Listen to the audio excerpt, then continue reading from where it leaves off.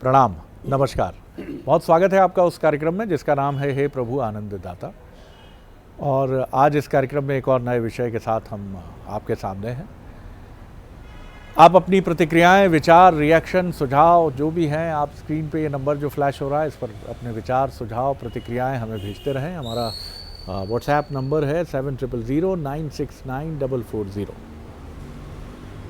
इन दिनों, या आप कह सकते हैं कि पहले भी, अपसंस्कृति एक शब्द जो है उसकी बड़ी चर्चा हमेशा होती रही। अपसंस्कृति यानी संस्कृति के मान्य मूल्य परंपराओं से अलग हटकर कुछ घटनाओं का घटना और उसकी वजह से समाज पर एक नकारात्मक प्रभाव भी आना। वक्त बदला है, परिस्थितियां बदली हैं। ऐसा नहीं है कि पहले ये बातें नहीं कही जाती थीं।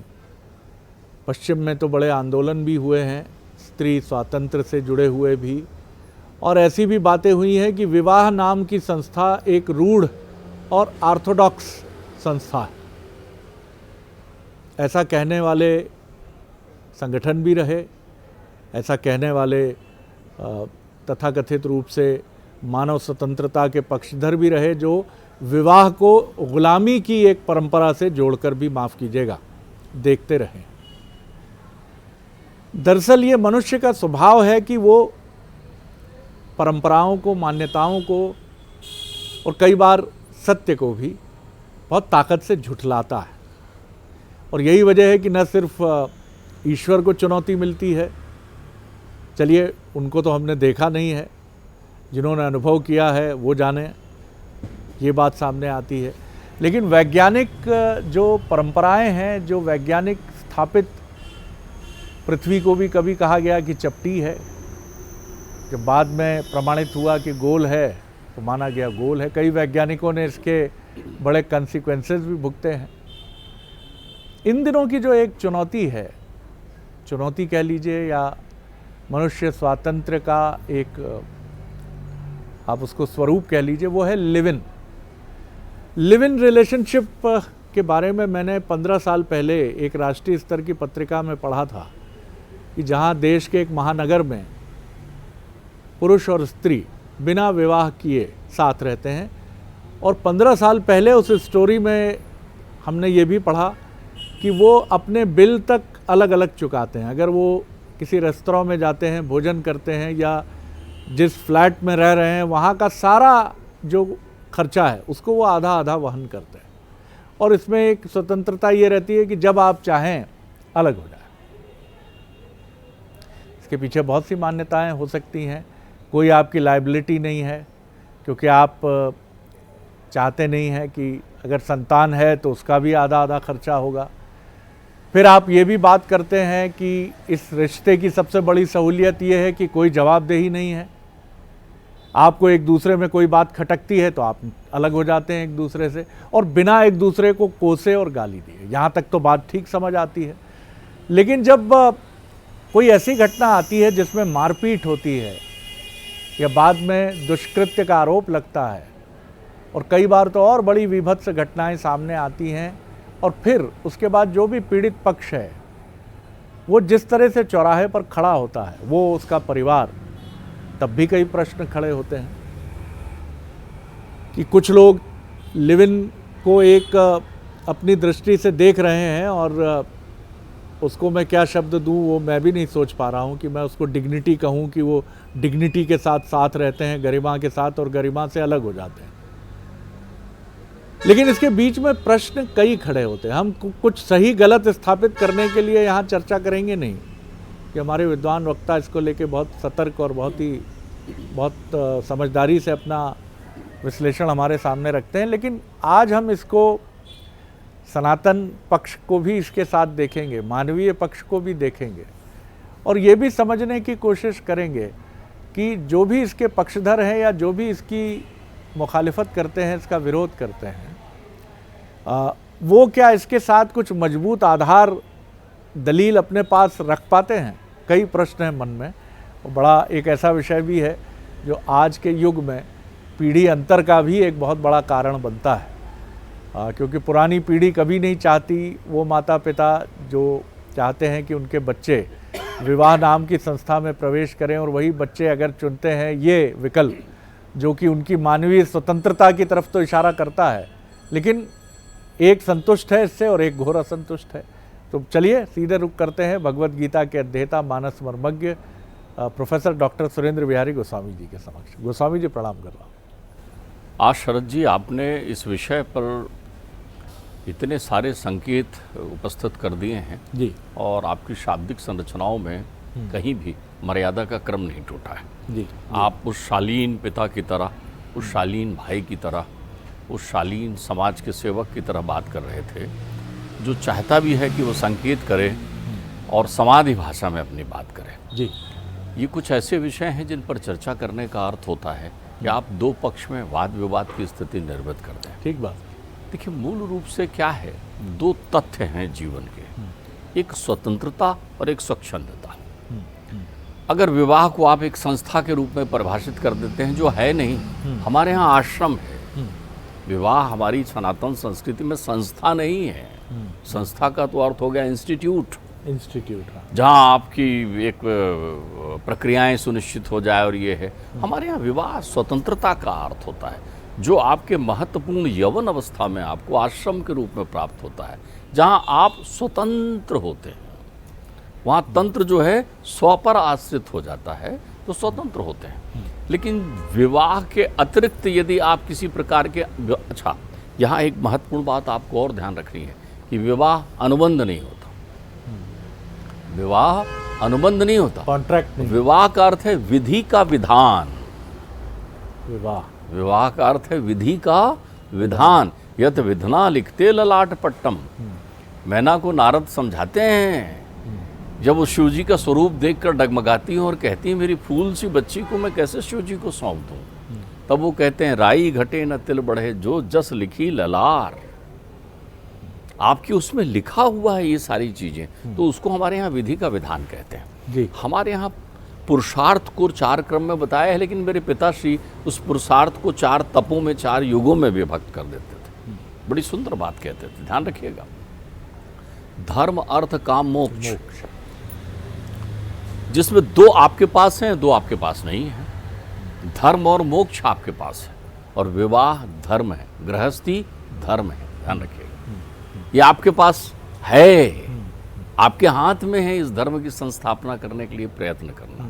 लेकिन इसमें एक अंग ईश्वर के अधीन है, वो है अर्थ और काम। किससे आपका विवाह होगा, किस कुल में आपका जन्म होगा, कैसे आपका जीवन चलेगा, ये सब एक अनजानी कहानी की तरह आपके जीवन में आते हैं। इसको अनुबंध में नहीं बांध सकते। इसलिए विवाह हमारे यहाँ विधि का विधान है, अनुबंध नहीं है। और जिस विषय पर आप चिंतन कर रहे हैं वो एक अनुबंध की तरह हो जाता है। तो अनुबंध होता ही तोड़ने के लिए, उसका रिन्यूअल होते रहना पड़ता है।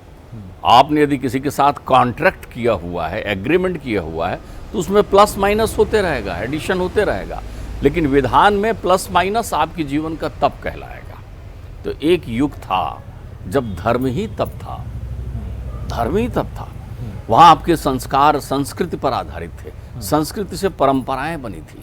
परंपराओं ने कहा था, उस पिता को धन्य माना गया था जिसकी पुत्री होती थी, क्योंकि कन्यादान का अर्थ सहस्त्र अश्वमेध यज्ञ का फल मिलना होता था। वो कन्या का लालन पालन करता था, क्योंकि 2 कुल में प्रकाश देने वाली होती थी।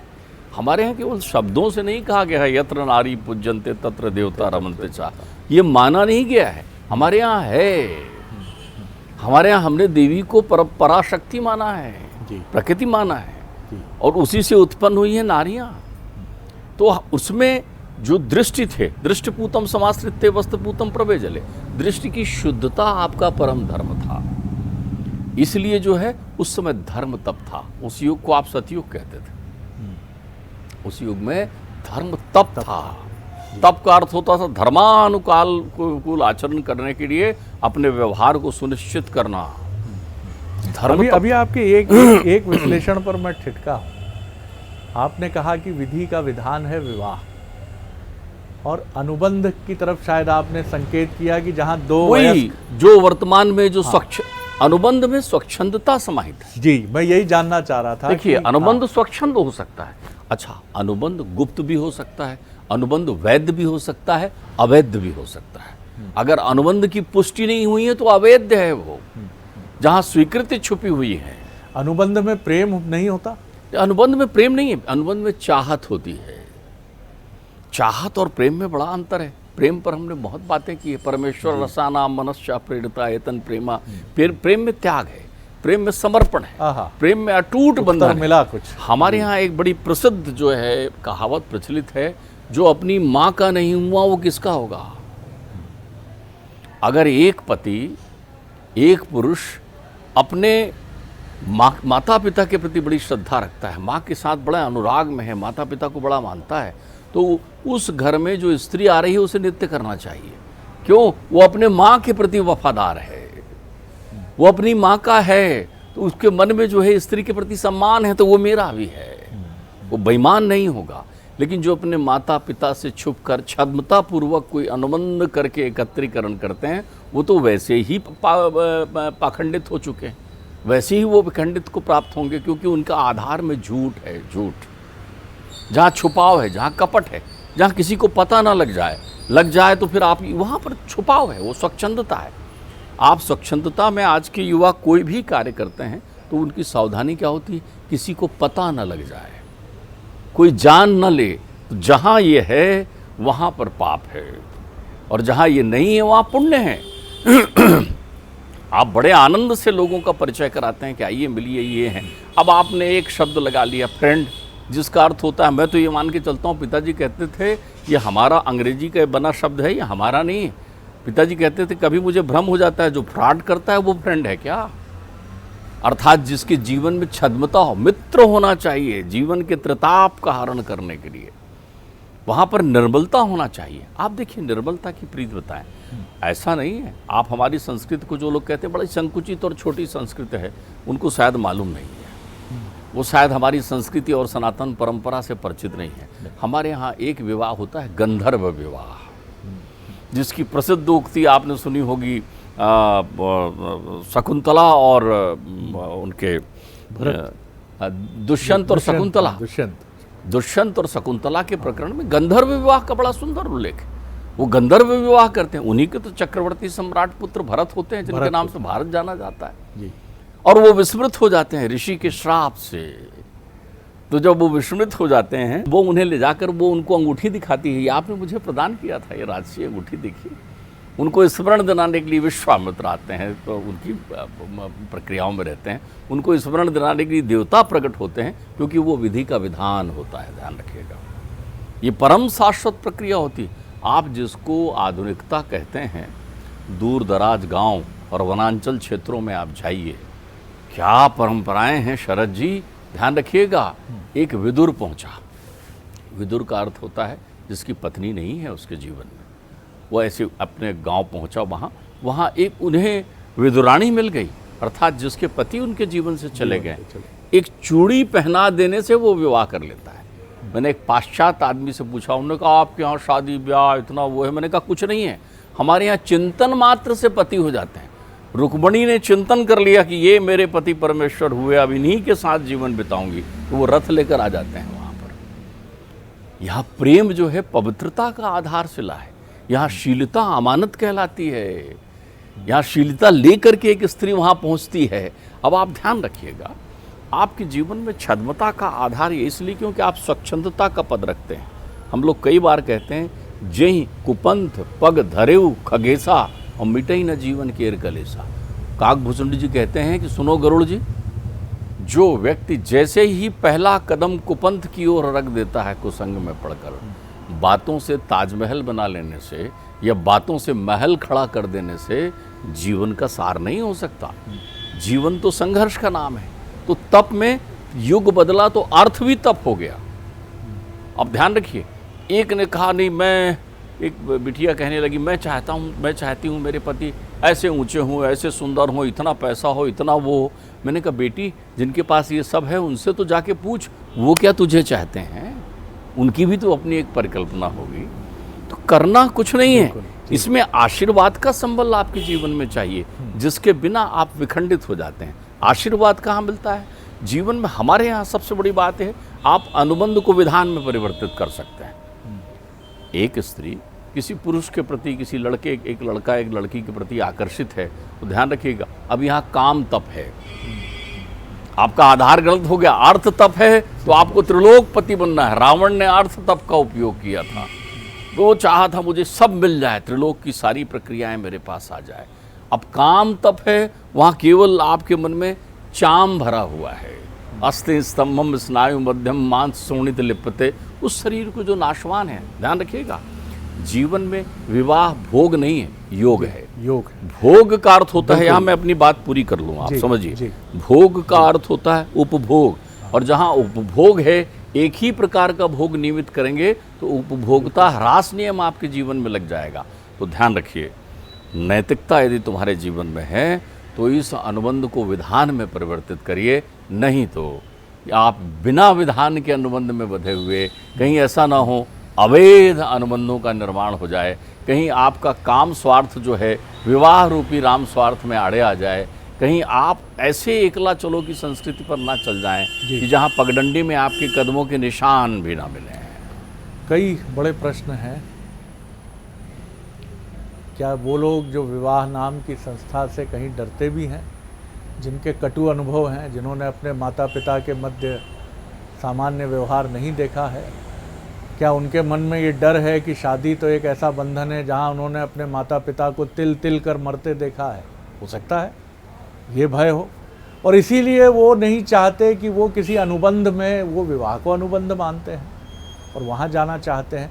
तर्क से अगर आप इस विषय को देखेंगे तो आप दोनों तरफ अगर झुकना चाहेंगे तो तर्क की सबसे बड़ी महत्ता यही होती है कि आप इधर भी झुक सकते हैं, इधर भी झुक सकते हैं। लेकिन मुझे लगता है कि जीवन में हम सब उन तथ्यों और उन पक्षों की तरफ अधिक आना चाहते हैं जहाँ अधिक सुरक्षा होती है, सामाजिक सुरक्षा भी। और कहीं ना कहीं कई बार मैं सोचता हूँ कि सचिन तेंदुलकर की माँ को कितना गर्व होता होगा कि मेरे गर्भ से किस लाल ने जन्म लिया। विराट कोहली की माता किस गौरव से भरती होंगी। ये सब मैं आधुनिक प्रतीकों की बात कर रहा हूँ, मैं श्री राम और कृष्ण की बात नहीं कर रहा हूँ। इन प्रतीकों को आत्मसात करना डर सबके मन में होता है। ये बिल्कुल सही बात है कि विवाह में नहीं होती हैं ये सारी चीज़ें, ऐसा बिल्कुल नहीं है। विवाह में भी टुकड़े टुकड़े करके फ्रिज में रखा जाता है, नाना प्रकार की अमानवीय यातनाएं दी जाती हैं। लेकिन इनसे क्या उधर जाना बहुत सुरक्षित है? और क्या इस भाव से उधर जाएं? और क्या प्रेम से भी डरने लगते हैं लोग? उनको लगता है कि एक जैविक भूख है, तो उस भूख के लिए क्यों प्रेम के आडंबर में फंसा जाए? ये भारी प्रश्न है, ये बहुत बड़े प्रश्न है। जी गोस्वामी जी, मैं निवेदन ये कर रहा था कि बड़ी विनम्रता से मैं आपसे कहूँगा कि विवाह के साथ बंधन शब्द तो हटा ही दीजिए। विवाह बंधन नहीं, विवाह संबंध है जी। बंधन में तो आप अनुबंध से बनते हैं, वहाँ बंधाव है आपके जीवन में, वहाँ कालचक्र आपके जीवन में रहता है। दूसरा, संबंध समाज में सृजनता देता है, संबंध समाज में सम्मान देता है, संबंध आपके अंतर्चित्त में आत्मसम्मान देता है। आप ऐसे पथ पर पहुंच रहे हैं जहां आपका अपना आत्मसम्मान सुरक्षित नहीं है। जी बिल्कुल ठीक। आपके मन में संशय है, आपके मन में कपट भरा हुआ है, तो वहां कोई प्रक्रिया इस स्वरूप में नहीं है। तो विवाह उन संबंधों की आधारभूत प्रक्रिया देता है जहाँ जीवन का तप है। बिल्कुल सही है। और हमने 60 के दशक में, 50 के दशक में ऐसा मैंने भी पढ़ा है कि चीन में कम्यून सिस्टम शुरू किया गया। विवाह नाम की संस्था को समाप्त करके स्त्री पुरुष साथ रहें, एक प्रयोग किया गया। कौन किसका पुत्र है पुत्री है ना पता चले, कोई नहीं। लेकिन फिर देखा गया कि समाज अपनी जवाबदेही को ही समाप्त कर रहा है, क्योंकि ऐसे जो बच्चे जन्म ले रहे हैं उनके माता पिता की जिम्मेदारी संभालने के लिए कोई सामने नहीं आ रहा। किसी का किसी से जुड़ाव नहीं है, कोई जानता नहीं है। 70 के दशक में दम मारो दम हिप्पी कल्चर प्रकट हुआ, वो भी इन सारी मान्यताओं को झुठलाता था। उसका एक ही उसूल था कि नशे में डूबे रहो, जैसे चारवाक कहते हैं कि ऋण लेके घी पियो। ये सारे मूवमेंट्स जब आते हैं, जब आपके भीतर एक प्रचंड विरोध लहराता है और सामने का रास्ता नजर नहीं आता है। लेकिन हम फिर कहेंगे कि प्रेम के लिए ये नहीं आवश्यक है कि आप किसी रिश्ते में बंधकर ही प्रेम को समझ सकते हैं। वो संत जिन्होंने विवाह नाम की संस्था में प्रवेश नहीं किया है, वो पूरी दुनिया से क्यों जुड़े रहते हैं? क्या विवाह ही प्रेम का जन्मदाता है? कतई ये बात नहीं। लेकिन प्रेम शाश्वत है। आप जिस अनुबंध में हैं, विवाह में, हो सकता है आप विवाह में प्रेम ना करते हो सकता है आप अनुबंध में प्रेम ना करते हो, लेकिन ये जरूर है कि प्रेम है तो प्रेम के साथ चलने का वो आनंद भी है जो आप प्रेम करते हैं तब समझ पाते हैं। आपके दोनों शब्द कितने सुंदर हैं जी। इसका अर्थ समझिए आप। सबसे पहली बात है कि प्रेम में आनंद है। प्रेम में आनंद इसलिए है कि प्रेम शरीर से शरीर का नहीं होता, सही। वहाँ काम होता है। प्रेम जो है शरीर से शरीर का नहीं होता, वहाँ काम होता है। और जहाँ काम नहीं है वहीं विवाह है। विवाह काम की संस्था नहीं है, विवाह राम की संस्था है। अर्थात आप एक नई दुनिया का निर्माण करने के लिए, सृजन करने के लिए, अपने मनुष्य जीवन को धन्य बनाने के लिए आप इन प्रक्रियाओं में करते हैं। तो आप धन्य जीवन बनाइए ना। ऐसे पथ पर क्यों चल रहे हैं? ऐसी स्थान पर क्यों आप अपनी व्यवस्थाओं में उलझ कर रह रहे हैं जहाँ जिंदगी की कोई कहानी आप लिख नहीं पाएंगे? फिर दूसरी बात, विवाह विश्वास की विषय वस्तु है और आप भरोसे पर टिके हुए रहते हैं और भरोसा टूटता है। यही लोगों को भ्रम होने लगता है कि हम शायद किसी एक संस्था का बहुत महिमा वर्णन करने में जुट गए हैं, लेकिन अनुभव आपकी सबसे बड़ी शक्ति है। अनुभव से आप वो सब कुछ समझते हैं जो जीवन में सत्य है। यहाँ भी अनुभव आपके सामने है।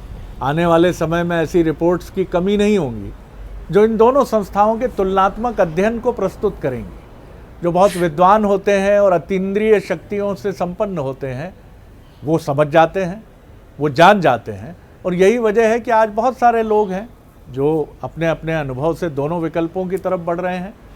तो समझदारी इसी में है कि अपने अनुभव को इतना व्यापक बनाइए कि आपको किसी प्रमाणीकरण या किसी एजेंसी के ठप्पे की जरूरत ना पड़े। शरद जी, आपको सुनते हुए जी एक बड़ी अच्छी बात यहाँ प्रकट हुई, मुझे लगता है बहुत अच्छी बात होगी। जी जी, चलिए ना आप इस पद में, जिस पद को आपको ठीक लग रहा है चलिए। बस एक काम कर लीजिए कि चलने के पहले एक लड़का और एक लड़की स्वच्छंदता से साथ रहने के पहले परिवार के मध्य में सगाई का काम पूरा कर लें। ये बता दें कि हम लोगों की सगाई हो गई, ये भविष्य में विवाह होगा। मुझे लगता है बड़ा नियंत्रण हो जाएगा ऐसी प्रक्रियाओं में। तो इसको देखिए जरा, समझिए। और इसके, क्योंकि मिलना तो मन से होता है, तन तो सिर्फ बहाना है। आप किसी रेस्टोरेंट की टेबल जहां आप बरसों स्वादिष्ट व्यंजन खाते रहे हैं, आनंद उठाते रहे हैं, आप कभी उस टेबल को या उस रेस्तरां से वैसे नहीं जुड़ते जैसे आप अपने जन्मदाता से जुड़ते हैं, या जीवन में जो आपसे बहुत प्यार करते हैं आप उनसे जुड़ते हैं। तो जैविक भूख की वजह से किसी एक अनुबंध में चले जाना, वो एक बहुत अंतर का काम है।